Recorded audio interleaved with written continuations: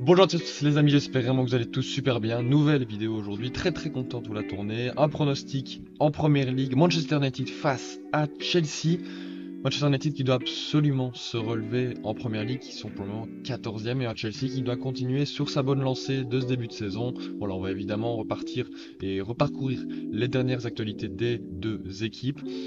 Et puis en pronostic, le pronostic en fin de vidéo. Donc voilà, on est parti, let's go, c'est parti.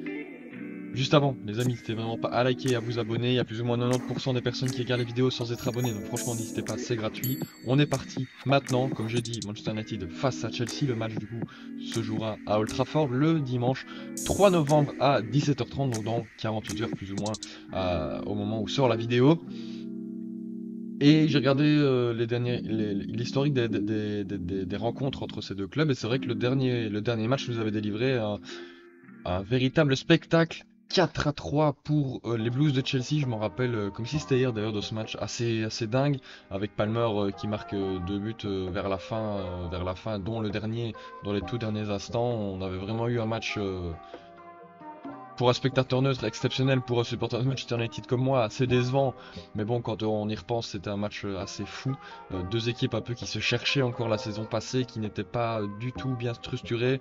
C'est pour ça aussi que ça donne un aussi beau résultat. Il y a beaucoup de choses qui ont changé positivement côté Chelsea, mais d'abord on va commencer avec Manchester United parce qu'ils reçoivent ce match. Et il y a beaucoup de choses aussi qui ont changé côté Manu, mais pour ce qui est des derniers résultats, une victoire en Coupe de la Ligue en huitième de finale face à Leicester, 5-2, but de Casemiro, but de Garnacho, but de Bruno Fernandes, but de Casemiro et encore une fois un autre de Bruno Fernandes, et côté Leicester, but de El Hanous et Connor Kwadi. Voilà, un match plutôt bien maîtrisé de la part de Manu, sans être totalement rassurant en deuxième mi-temps. Première mi-temps plutôt satisfaisant, deuxième aussi, mais on sentait que il y avait quand même des petites lacunes encore. Malgré tout, les stats sont corrects, mais quand on voit qu'ils sont capables de prendre 16 tirs, dont 7 cadrés, de concéder 7 tirs cadrés face à Leicester, ça fait un peu beaucoup. Qu'est-ce que ce sera face à Chelsea qui, offensivement, à mon avis, sera beaucoup plus efficace. Donc voilà, il faut laisser le temps.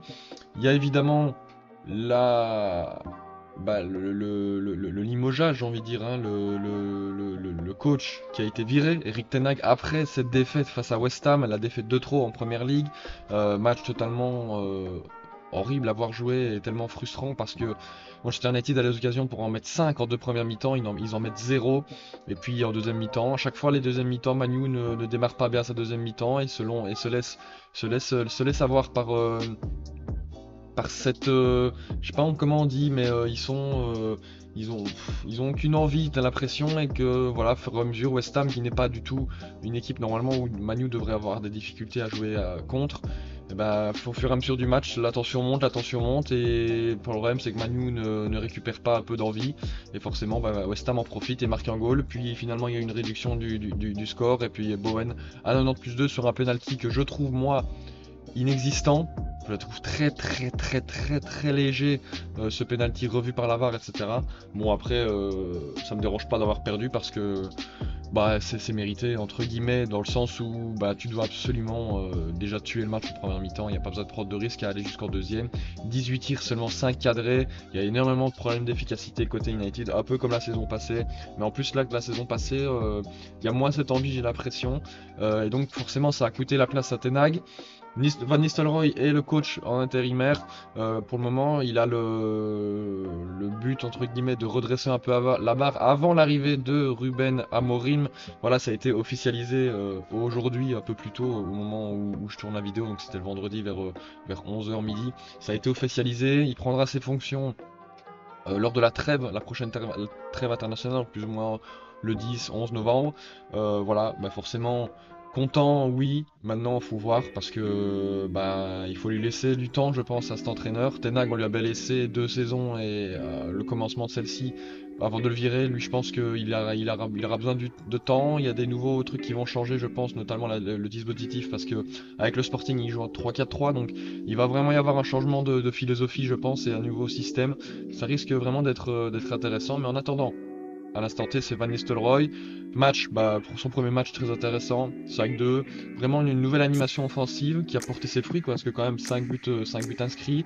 Maintenant, évidemment, c'était contre Leicester. Là, Leicester, on voit qu'ils sont 15e du championnat. Manchester United est 14e, juste derrière West Ham, justement.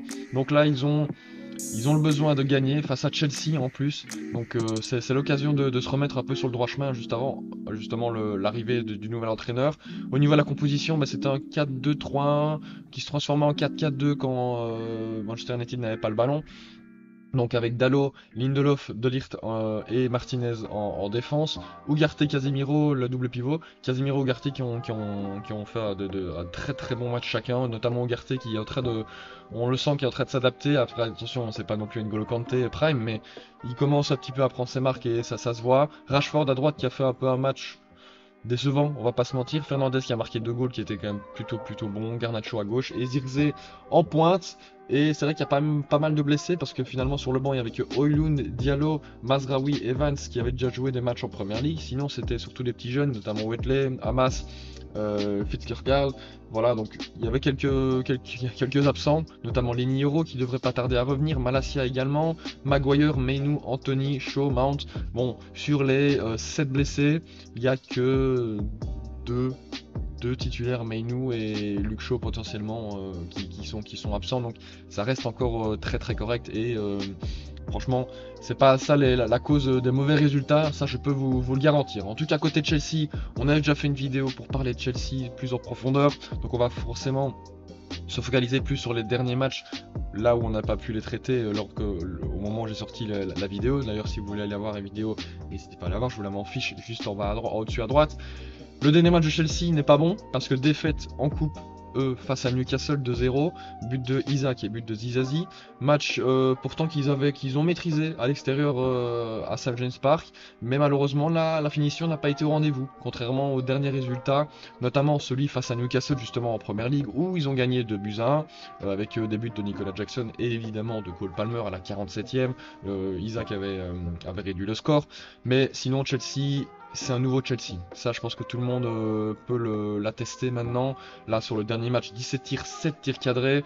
On a vraiment un Chelsea très très très efficace, notamment aussi face à Liverpool, où l'une des premières actions, il la met au fond, notamment Jackson aussi qui a vraiment qui s'est beaucoup amélioré en finition, etc., en efficacité. Donc ça fait beaucoup de bien à cette équipe de Chelsea qui pour le moment se loge à la 5e place, seulement un point de retard sur la 3e et 4e place. Rien de bien dramatique en termes de retard, ils sont 5e.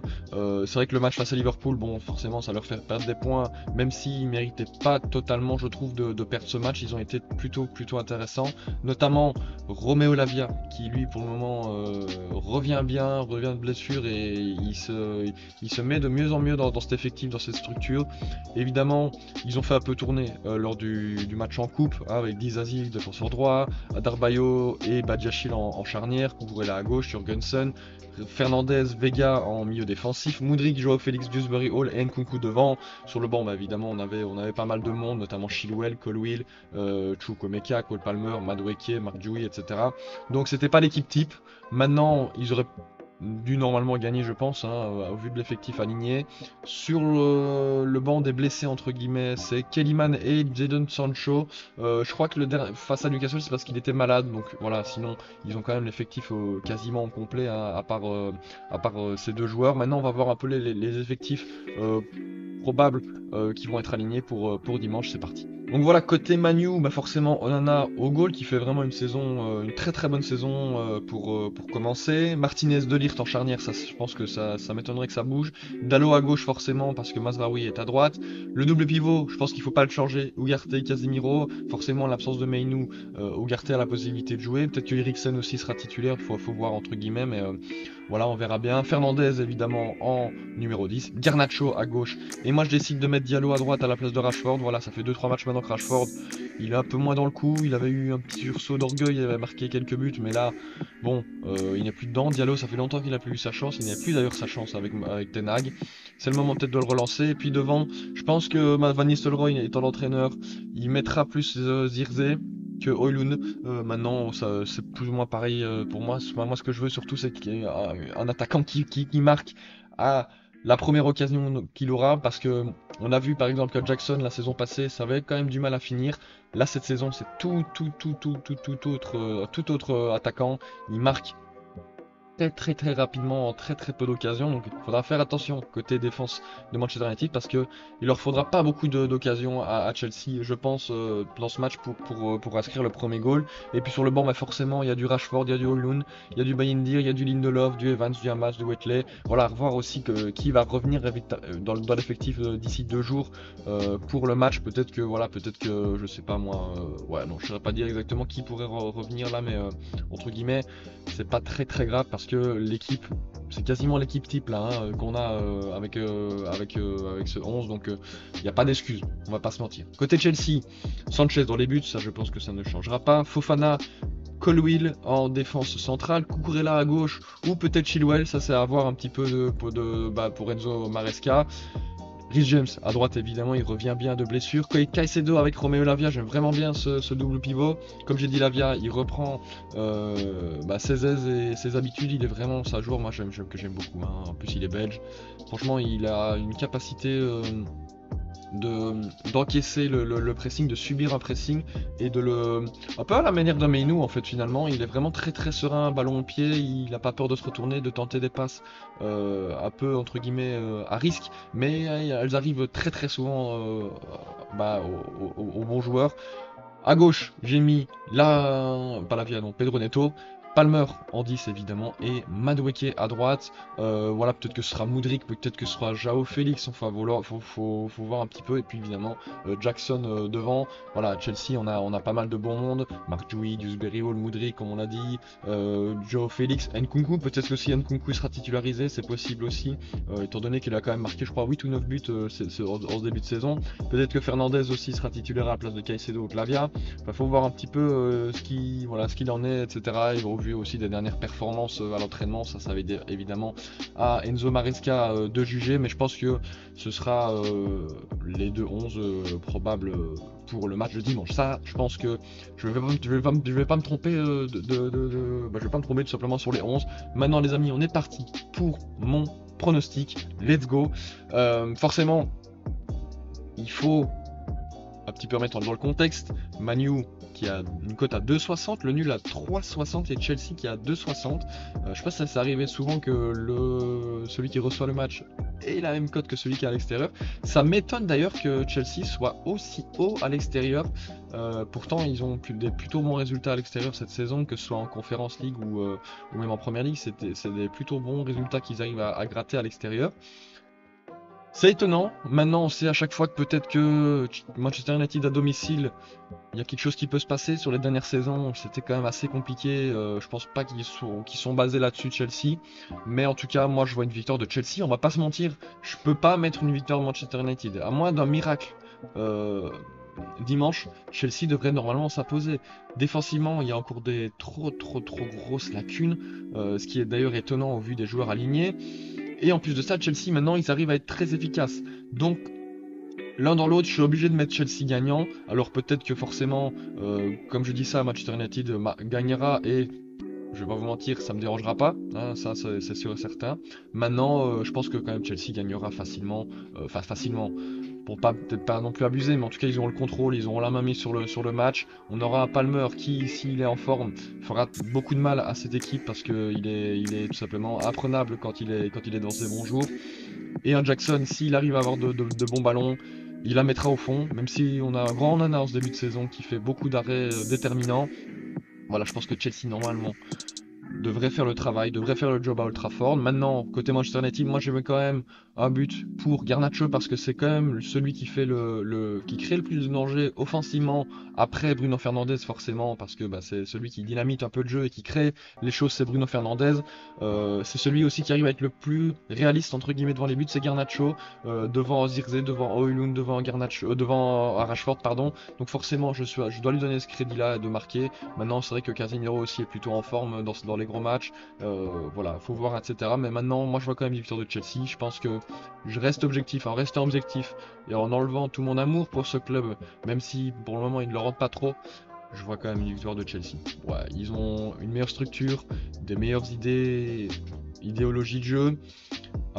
Plutôt bon pressing quand ils le font bien, ils arrivent bien à ressortir justement eux du pressing, ils sont efficaces, il y a plusieurs structures et de systèmes offensifs pour faire mal à l'adversaire, que ce soit en passant dans l'axe avec des passes verticales ou en passant par les côtés avec des beaux ballons en profondeur, notamment comme le but face à Newcastle, le premier but de Jackson, avec évidemment une magnifique ouverture de Palmer, mais voilà. Manchester United, ça reste quand même très stérile quand ils ont le ballon dans le côté adverse. C'est ça aussi qui manque à cette équipe pour vraiment passer un cap. C'est faire mal et trouver les espaces nécessaires pour faire mal à une équipe et une défense. Donc voilà, je pense que Chelsea gagnera ce match. Voilà les amis, j'espère vraiment que vous aurez apprécié la vidéo. Si c'est le cas, n'hésitez vraiment pas à liker et à vous abonner. C'est vrai que enfin 2 heures et demie avant, il y a Tottenham Aston Villa, un très gros match aussi. Donc à mon avis, je serai branché dessus s'il n'y a pas de problème évidemment, mais je pense pas qu'il y en aura. Donc voilà, les amis, comme j'ai dit, n'hésitez pas à liker, à vous abonner, à me dire en commentaire votre pronostic pour ce match. Je vous dis à très bientôt pour une nouvelle vidéo. C'était Bencher les amis. Ciao ciao.